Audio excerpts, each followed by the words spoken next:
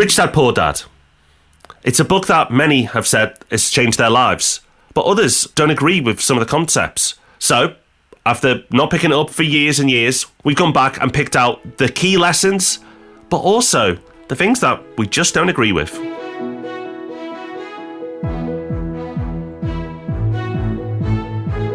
Welcome to the Property Podcast, where every Thursday morning property investors come to be informed and inspired. This week, as Rob said, we're revisiting a book that's probably the most influential in property investment circles, but is controversial as well. I was surprised when going back and reading this book for the first time in years at some of the things that I'd forgotten, some of the things that I'd misremembered, and some of the ideas that I'd just accepted on first reading that now I'm really not at all sure about. So in this week's episode, the 5 key lessons from Rich Dad, Poor Dad that you need to know, and the 2 things that you should be very careful of. So this week's news story is a 22-page report by HomeTrack on the rental market right now, and it's a quarterly report. Now, don't worry, we're not going to go through all 22 pages. Unfortunately, the BBC website has done a good job of summarising the key takeaway points from this report. But it's interesting, Rob. It is interesting for lots of different reasons. There are lots of cities where rent is up, but actually wage growth has been really strong this last year. So even though there are plenty of cities where rents have increased, there are actually only 3 UK cities where rents have risen faster than wages, so renting has become less affordable. And those are in Nottingham, where rents are up 5.4%, and also Leeds and Bristol, where they're both up 4.5%. So rent's growing fast in those cities, presumably because of high demand. But there's also a really interesting mixed picture down the bottom of the league, Rob. Yeah, so at the very bottom, and by some way, is Aberdeen. And we've touched on Aberdeen before. It's a very interesting market, but its market really fluctuates depending on how well the oil market is doing. But also down there, the mix of areas is really strange. You've got Coventry, Middlesbrough, but then mixed in with that, you've got Newcastle and Oxford. And normally we like to give you a takeaway and say, well, that's because of this reason. But on first glance, we're actually struggling to see why the mix is that mix. Up at the top is the usual suspects, the places that we'd expect to see. You've already said Nottingham and Leeds, Rob, 1 and 2. But also up there, you've got Edinburgh, York and Sheffield also making the top 10. Manchester just outside at number 11. And it's nice to see so many of the places that we name-checked at the beginning of the year, Rob, as places to invest, being included in that list. So we like this news story. Just before we get into our main topic this week, in case you hadn't noticed, we had a new YouTube video out yesterday. Yes, it's called How to Invest £50,000 in Property, and that's probably one of the most common questions we get asked. So you'll want to check out the video to find out how we answer. You'll find a link in the show notes, and make sure you subscribe to the channel so you don't miss any videos we put out in future. We are Property Hub UK on YouTube, or just search Property Hub. This week we are dusting off the pages of the book that gets name-checked more than any other by property investors, and that is Rich Dad, Poor Dad by Robert Kiyosaki. This book was first published over 20 years ago now. In 1997, it sold over 32 million copies. It's been a New York Times bestseller. It's launched a whole series of books as well as products and courses, and it's been endorsed by Oprah, Will Smith and Donald Trump, which he's probably not boasting about as much as he was when the book first came out. So today we're going to go back and explore why this book has been so influential. We're going to be talking about our experiences with the book, and we'll recap some of its main lessons and what we think of them now with the benefit of hindsight. So in essence, this book focuses on the importance of financial independence and financial freedom. And it also talks about why it's so important that you should build on your own financial IQ for you to be financially successful. And in this story, Robert Kiyosaki talks about a rich dad and a poor dad. Now, there's been debate whether this is a true story, partly true, fictional. For me, it doesn't matter whether it's true or not. The way the story is told makes the lessons of the book so much more digestible. So you have his 2 dads, the poor dad and the rich dad. And it's about their mentality and how they conduct themselves with finances. So his poor dad believes that you should work for money. You get a job, one job, and you stay in that job. And a person's wealth will be largely determined by their family background, and their circumstances are difficult to change. It's what's given to you. Whereas the rich dad in the book advises Robert Kiyosaki to get a job, but to learn skills so he can be more successful as an investor or an entrepreneur. And wealth comes from experience-based learning and then eventually multiple streams of income. And the reason why it's so loved by property investors is property investment can be one of those multiple streams of income.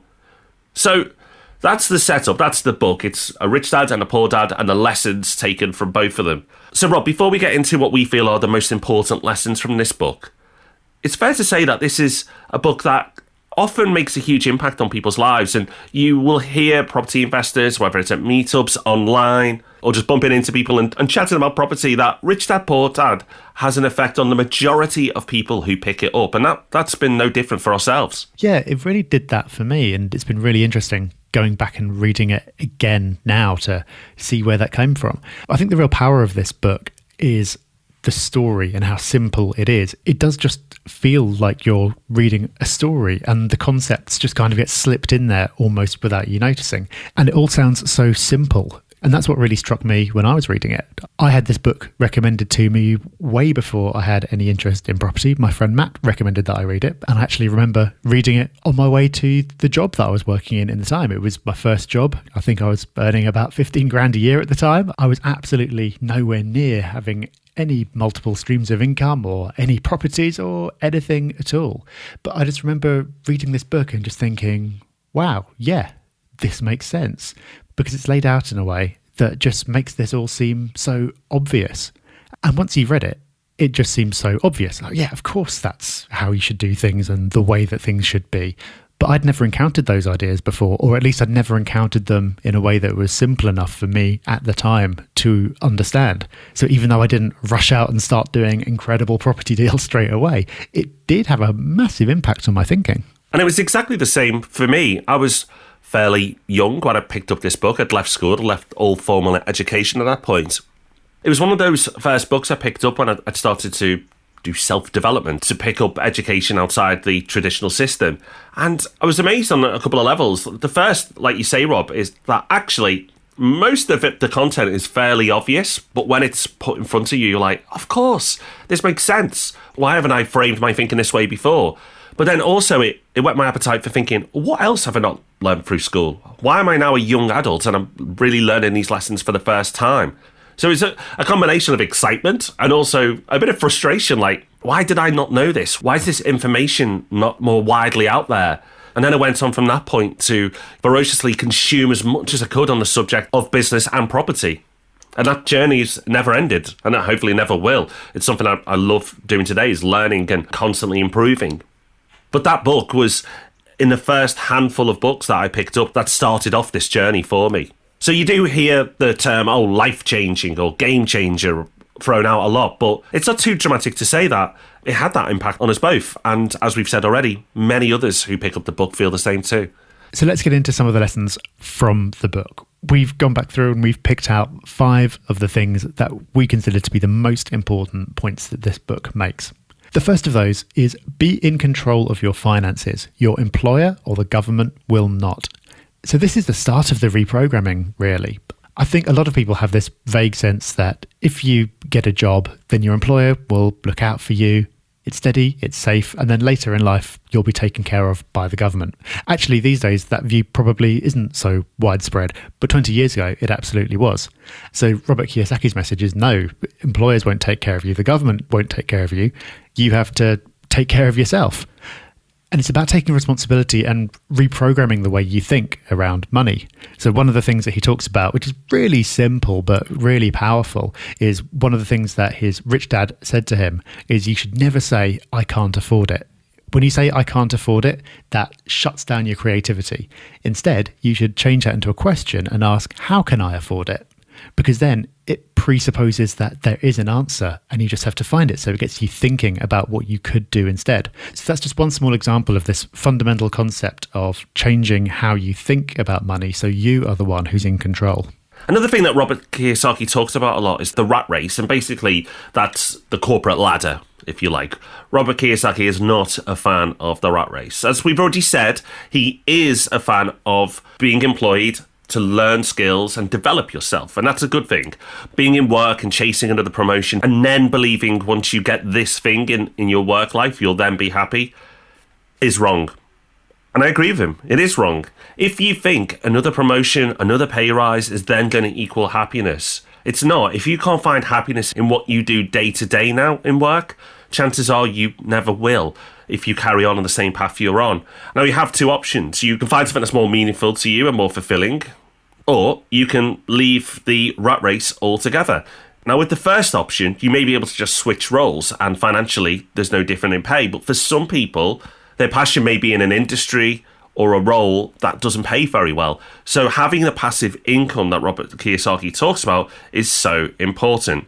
And passive income is talked about a lot in property, but really this is the first place that most people hear about passive income. Yeah, the term passive income gets thrown around all the time these days. Somehow it's just become part of the general vocabulary. And if you ask most people what they're investing in property for, the words passive income will be in the first sentence that they say back to you.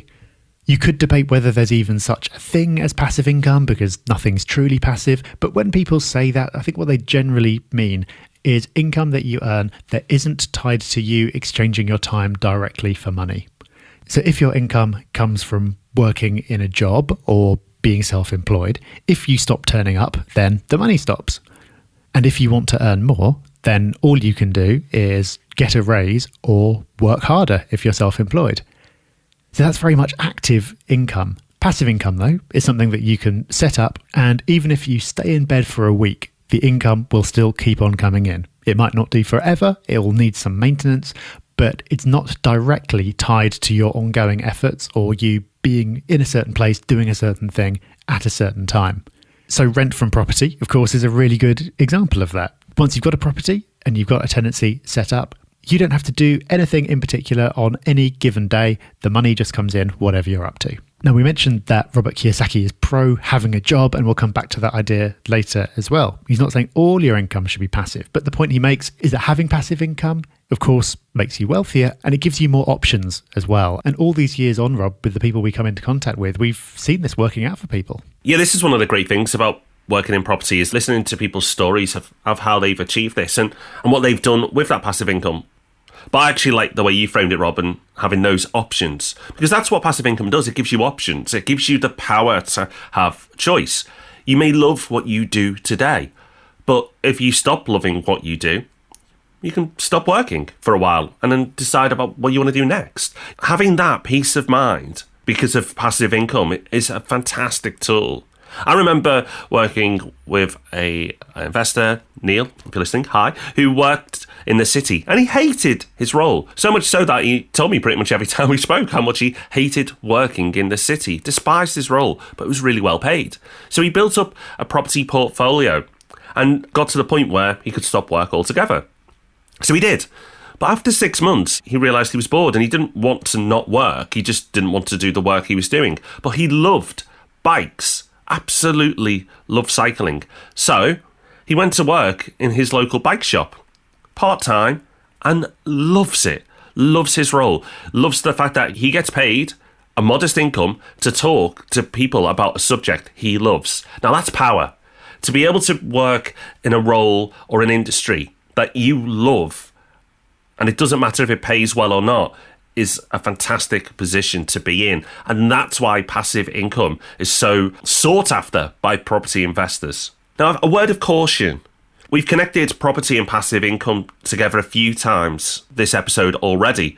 But Rob, not all property investment is passive. And actually, a lot of it isn't passive. And that's a common misconception that people have is they think property investment is passive income.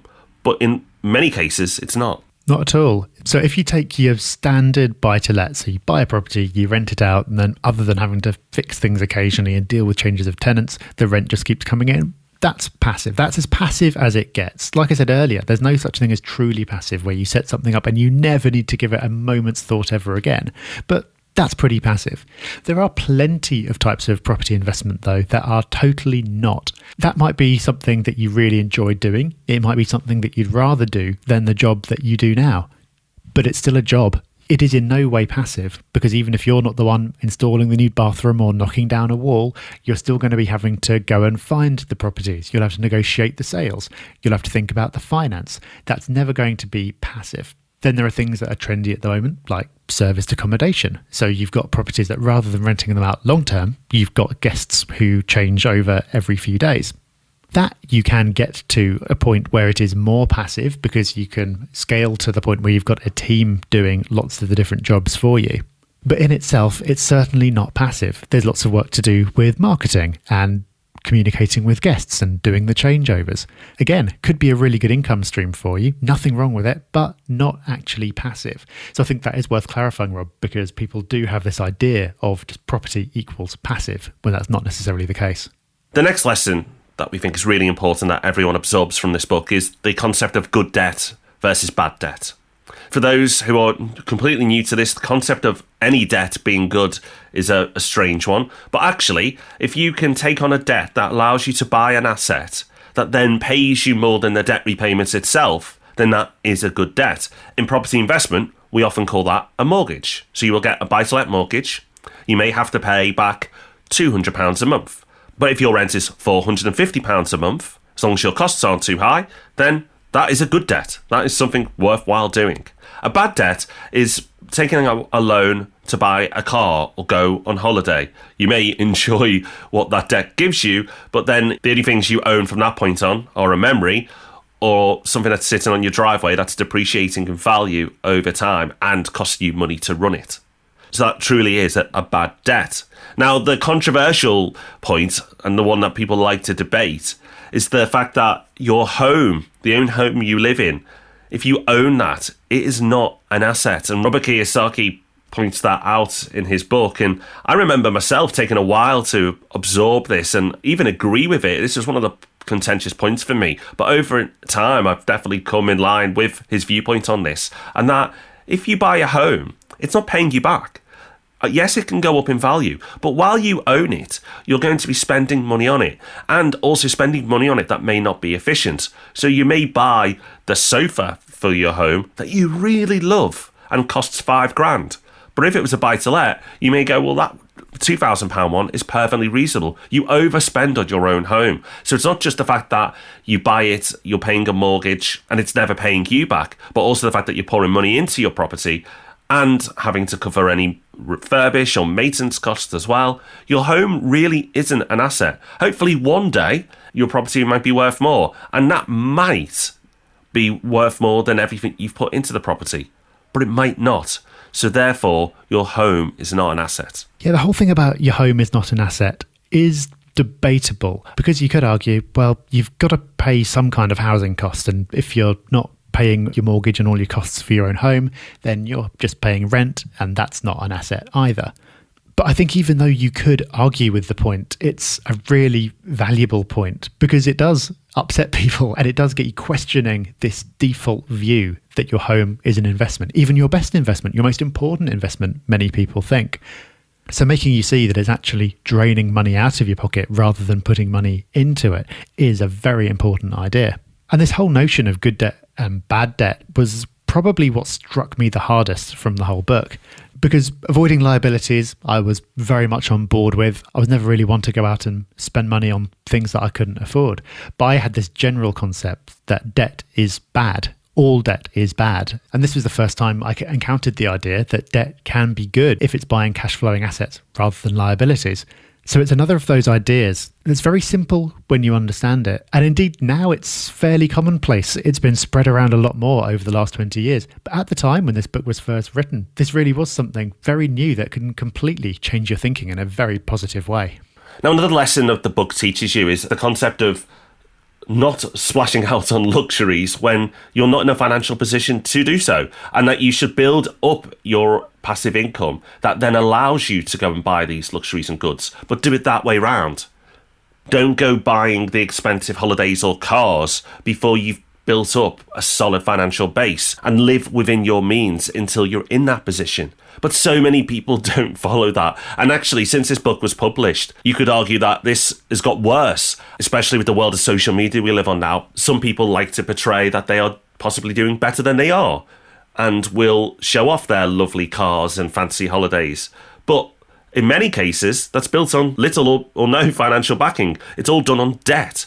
Now, I'm sure you can think of people who live this way. I certainly can think of people who live this way. But the book talks about how you should be disciplined financially and make sacrifices in the short term, so longer term, you can live that way without financial pressure.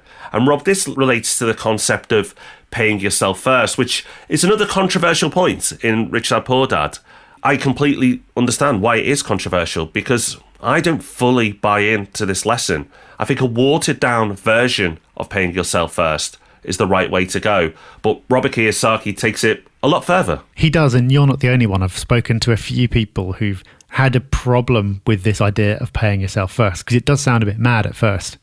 So here's a quote defining pay yourself first, not from the book, but from something else that Robert Kiyosaki's written online. It says, in order to be rich, you must have the self-discipline to pay yourself first. By this, I simply mean using your income to invest in cash-flowing assets before you pay your bills or buy anything fun. This in turn will create more income that you can use to invest in more assets. Paying yourself first is not easy. In fact, it can be scary, especially when the bills are piling up, but you must develop the self-discipline to do it.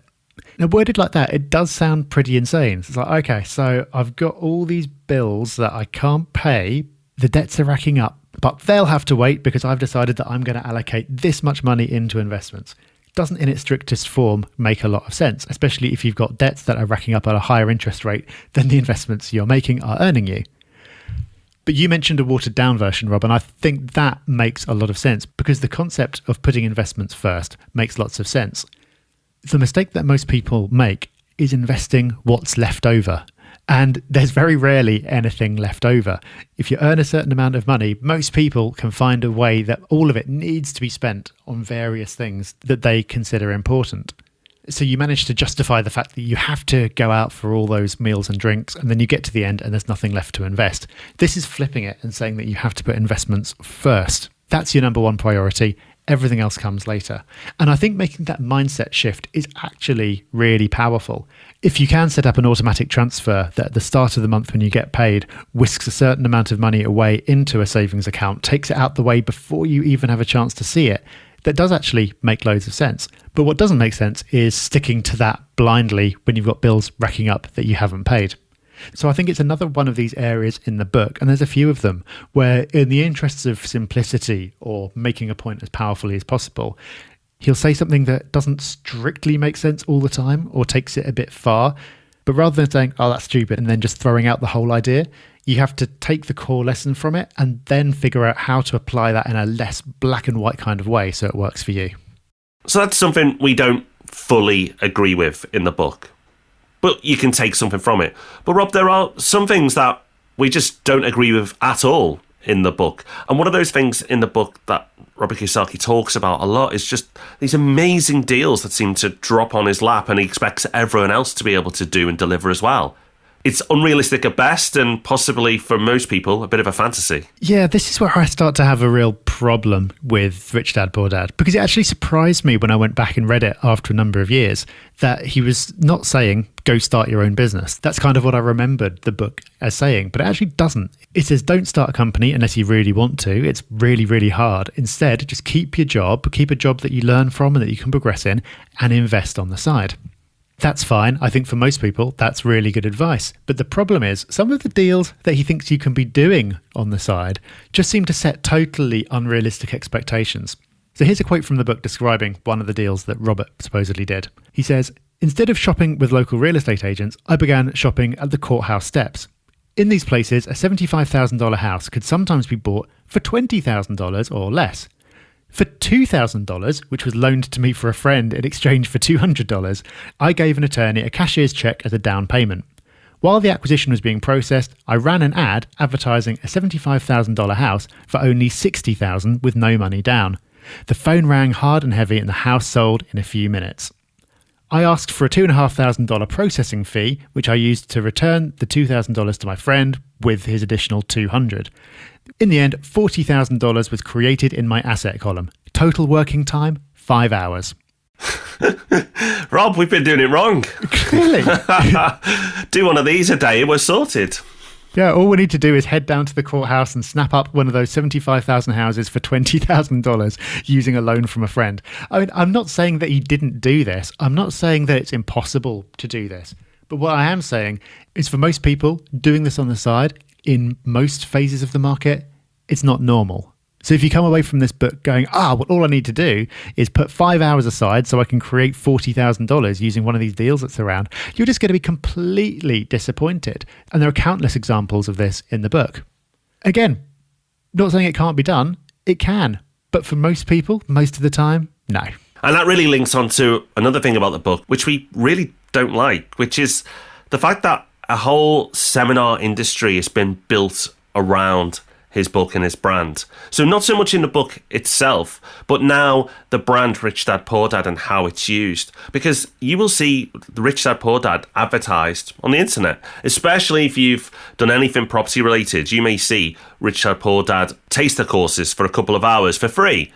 And if you think, well, actually, if this is going to be a course about the book and really building on the lessons in the book, then fantastic. But it's not. It's a sales funnel. And that sales funnel doesn't stop there. In that 2-hour course, they then sell you into a weekend course. In that weekend course, they then sell you into a more expensive course again. And it goes on. Before you know it, you've invested 5-figure sums, serious amounts of cash, into just learning about how to be creating cash. Now, that is a great business for the people who are selling the product. But for people who want to learn about property investment, there are lots of ways you can learn for free or little money. And the real learning will come from investing. So instead of spending 10, 20 grand on courses, spend 10, 20 grand on getting your first property investment and you'll learn so much more. The lessons will be real and it will really accelerate you as a property investor. Even if it's not a great deal, it doesn't matter. What matters is the fact that you start and then your learning accelerates. So a lot of people go on from reading this book and go, oh, wow, there's a course on this. And if it was done properly, that would be brilliant. But unfortunately, it's not, and it's something that we just don't agree with. So, Rob, there's some great lessons from this, some things that we really think are important. But then, as we've discussed, there are some things that we just don't agree with. So the question is, would we still recommend it to somebody who's starting out? I still absolutely would, because I don't think there's any other book that's as easy to read that puts these concepts across in such a simple way. And they are really foundational ideas. So if someone's a real personal development junkie, they might not get so much out of this because they'll have encountered a lot of these ideas before. Because over the last 20 years, these ideas have become a lot more commonplace and they've been recycled in lots of different places. But as one of your first books to read about this kind of thing, I think it's pretty hard to beat.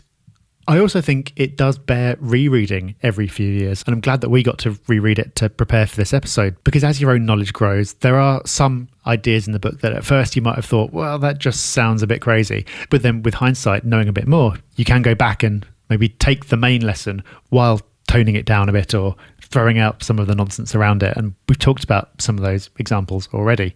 So would I recommend it to someone new? Yes. And I'd also recommend rereading it if it's been a few years. Yeah. I'd wholeheartedly endorse both points of view, Rob. If you are new to Rich Dad Poor Dad and you're thinking about, should I read it? Then please do. I think you'll really enjoy it. And now you can go into that book with an open mind and also be a bit cautious around some of the things we've given warnings against. But if you have read it, it may have been a long time ago. For me personally, it's been multiple years, possibly even 10. Since I picked up Rich Dad Poor Dad and read it. So going back through the lessons again, it's been great. And even though I consider myself fairly experienced now, it's been great just having those basic lessons reinforced. So whether you're a newbie or you're an old hand at this, give it another go. It's not perfect, but it has changed people's lives. So for that, we have to absolutely recommend it. So, Rob, it's no surprise then, our Hub Extra this week is the recommendation of the Rich Dad Poor Dad book. And as a bonus resource, check out Rich Dad Poor Dad 2, The Cash Flow Quadrant. Now, Robert Kiyosaki's published a ton of books around Rich Dad Poor Dad, but pick up these two and you'll get everything you need. They're the strongest two. So have a read and let us know what you think. And also, while you're on the web picking those up, make sure you sign up if you haven't already to the Property Hub website, because each and every week we send out an email which we call Hub Extra. And Hub Extra, we aim to make the most valuable email in your inbox every single week. And we give you more resources there. So make sure you do that as well. So that is us done for another episode of the Property Podcast. Hope you enjoyed this trip down a literary memory lane with us. And let us know what other books you recommend or what lessons you took away from Rich Dad Poor Dad. You can find us on social media, Facebook, Twitter and Instagram at Property Hub UK. And don't forget, we've also got our YouTube channel with even more free education. Just search Property Hub. That's all for now. We'll see you back here on Tuesday for Ask Rob and Rob. Until then, bye-bye. Bye-bye.